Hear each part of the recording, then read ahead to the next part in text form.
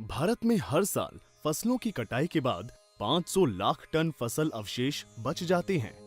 अगली फसल की जल्द से जल्द तैयारी करने के लिए किसान आमतौर पर इन अवशेषों को जला देते हैं, जिसके नुकसान खेतों से कहीं आगे तक होते हैं। अवशेषों के जलने से मिट्टी में मौजूद सूक्ष्म जीव जैसे केंचुओं इत्यादि तथा पोषक तत्व जैसे कार्बन, नाइट्रोजन, फास्फोरस, पोटेशियम और सल्फर नष्ट हो जाते हैं, जिससे मिट्टी की उत्पादकता घट जाती है। मिट्टी की उत्पादकता क्षमता फिर से बढ़ाने के लिए किसानों को अधिक लागत लगानी पड़ती है। 1 टन जलते हुए अवशेष 1600 किलोग्राम हानिकारक गैसें, काला कार्बन और धुआं उत्पन्न करते हैं, जो कि मनुष्यों, खासकर गर्भवती महिलाएं, नवजात शिशु, सम्मानित बुजुर्गों और पशुओं के लिए बहुत खतरनाक है। भारत में दमा और कैंसर रोगों जैसी बढ़ती हुई बीमारियों का बड़ा कारण इन हानिकारक सूक्ष्म कणों का उत्सर्जन है, जो हमारे देश को स्वास्थ्य संकट के गंभीर स्तरों पर ले जा रहा है। पारंपरिक तौर पर फसल कटाई के दौरान किसान स्वयं ही खेत में बचे खूंटों को निकालते थे और विभिन्न तरीकों से इनका इस्तेमाल कर लेते थे। लेकिन आजकल कंबाइंड हार्वेस्टर जैसे कटाई के मशीनीकृत तरीके से फसल अवशेषों को खेतों में खड़ा छोड़ देते हैं और किसान समय और पैसे बचाने के भ्रम में फसल अवशेषों को जला देते हैं। किसान भाई अवशेषों को जलाने के बजाय विभिन्न उपयोगों में ला सके, इस उद्देश्य से भारत सरकार कई नए कदम उठा रही है, जिसमें किसानों की जागरूकता बढ़ाना, उनके लिए किफायती मशीनें उपलब्ध कराना और अवशेषों की बिक्री के लिए नए रास्ते बनाना शामिल हैं। फसल अवशेष के अनेक उपयोग। फसल अवशेष या पराली किसानों के लिए कई प्रकार से लाभदायक है। पराली को मिट्टी में मिलाने से मिट्टी की उर्वरता काफी मात्रा में बढ़ जाती है। पराली में पाए जाने वाले नाइट्रोजन, फास्फोरस, पोटेशियम और सल्फर मिट्टी में पोषक तत्व एवं कार्बनिक पदार्थों की मात्रा बढ़ाते हैं, जिससे उत्पादन लागत में तो कमी आती ही है और आग से होने वाली हानि से खेत भी बच जाता है। हमारे किसान भाई चॉपर द्वारा फसल अवशेष को खेत में ही छोटे छोटे टुकड़ों में काटने के बाद उन पर बायोवेस्ट डिकम्पोजर का छिड़काव, जिसका खर्च 50 रुपए प्रति हेक्टेयर तक ही जाता है, तथा डिस्क प्लाउड से गहरी जुताई कर बेहतरीन खाद में बदल सकते हैं। वे अगली फसल की बुआई के दौरान खेत के एक अलग हिस्से में ही पराली की कंपोस्टिंग करके जैविक खाद बना सकते हैं। फसल अवशेष को खेत में ऐसे ही छोड़ देने से मिट्टी में नमी बनी रहती है और भूमिगत जलस्तर में ही सुधार होता है। फसल अवशेष पशुओं के लिए उत्कृष्ट चारा होता है, विशेष रूप से गेहूं, जिसमें हरा चारा, बिनौले तथा सरसों की खल को मिलाने पर ये पशुओं के स्वास्थ्य और दूध उत्पादन में सुधार लाता है। पराली मशरूमों की वृद्धि के लिए एक उर्वर आधार है तथा ये पशुओं के बिछौने और छप्पर के काम भी आती है।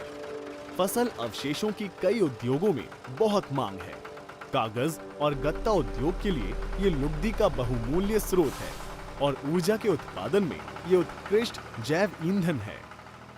आधुनिक मशीनों से फसल अवशेष के प्रबंधन।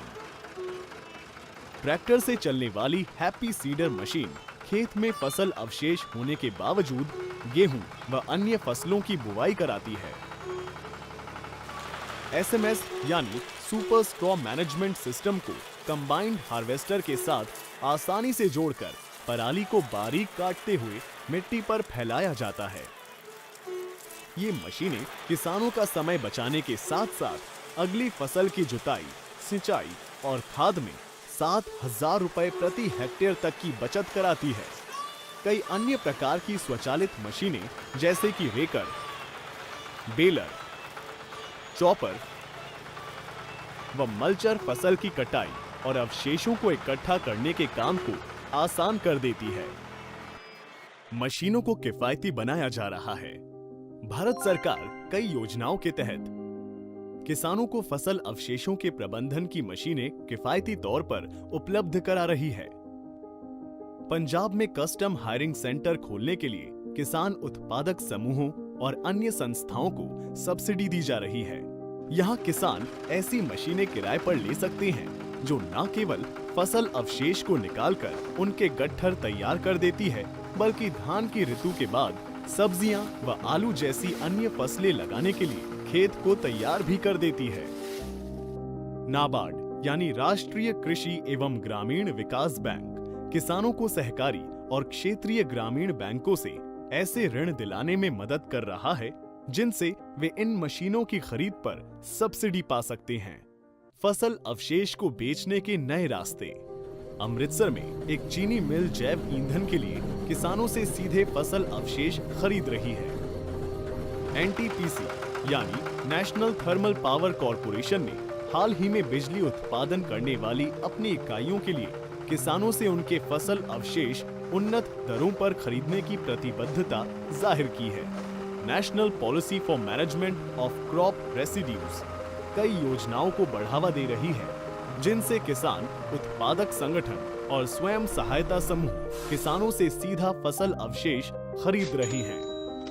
प्रगतिशील किसान इन नई योजनाओं को अपना रहे हैं और अपने किसान भाइयों को प्रेरित कर रहे हैं कि वे फसल अवशेष जलाने के बजाय उन्हें अतिरिक्त आय में बदलें। किसान भाई इन मशीनों का उपयोग कर अपने समृद्ध खेतों से लाभ तो उठा ही रहे हैं और साथ ही अपने परिवारों का स्वास्थ्य एवं भविष्य भी सुनिश्चित कर रहे हैं। फसल अवशेष प्रबंधन की चुनौतियों को समझते हुए कृषि मंत्रालय ने फसल अवशेष प्रबंधन के लिए राष्ट्रीय नीति NPMCR बनाई है, जिसके सुझाव इस प्रकार हैं। अवशेषों को मिट्टी में मिलाना, पदार्थों की पैकिंग में फसल अवशेष का उपयोग, चारकोल गैसीकरण, जैव इथेनॉल उत्पादन, बायोमास आधारित पावर प्लांट, कागज और गत्ता उद्योग, मशरूम उत्पादन, जैविक खाद बनाना, चारा बैंकों का निर्माण, फसलों के क्रम में विविधीकरण, मशीनरी के लिए बैंक से ऋण, कस्टम हायरिंग सेंटर का निर्माण, जैव अवशेष प्रबंधन प्रौद्योगिकी और फसल अवशेष जलाने के खिलाफ उचित कानून का निरूपण एवं कार्यान्वयन। नाबार्ड NAFCC के सहयोग से जलवायु समुत्थानशीलता में पंजाब, हरियाणा, उत्तर प्रदेश और राजस्थान को फसल अवशेष के प्रबंधन में सामर्थ्य बना रहा है। इस परियोजना में विभिन्न उपायों से क्षमता वर्धन करना शामिल है। इनमें से कुछ उपाय हैं: फसल अवशेषों को मिट्टी में मिलाने का प्रदर्शन, फसल अवशेषों को खेत में बेहतरीन खाद में बदलना, बैंक से ऋण के माध्यम से लोगों को happy seeder, mulcher, land leveller आदि मशीनें दिलाना, पशु आहार बैंकों की स्थापना करना, प्रायोगिक तौर पर फसलों का विविधीकरण, पशु आहार विकास JLG, FPO, किसानों के लिए एकत्रीकरण इकाइयां स्थापित करना, कस्टम हायरिंग सेंटरों की स्थापना, सहजीकरण केंद्र और स्थानीय उद्यमियों, स्थानीय संस्थाओं, नागरिक समाज के संगठनों आदि के द्वारा स्थानीय स्तर पर जैव ईंधन से आधारित बिजली उत्पादन एवं ब्रिकेट बनाने वाली इकाइयों की स्थापना इत्यादि। आप भारत सरकार के पर्यावरण, वन एवं जलवायु परिवर्तन मंत्रालय की वेबसाइट के यहाँ दिए गए लिंक पर जाकर अधिक जानकारी पा सकते हैं।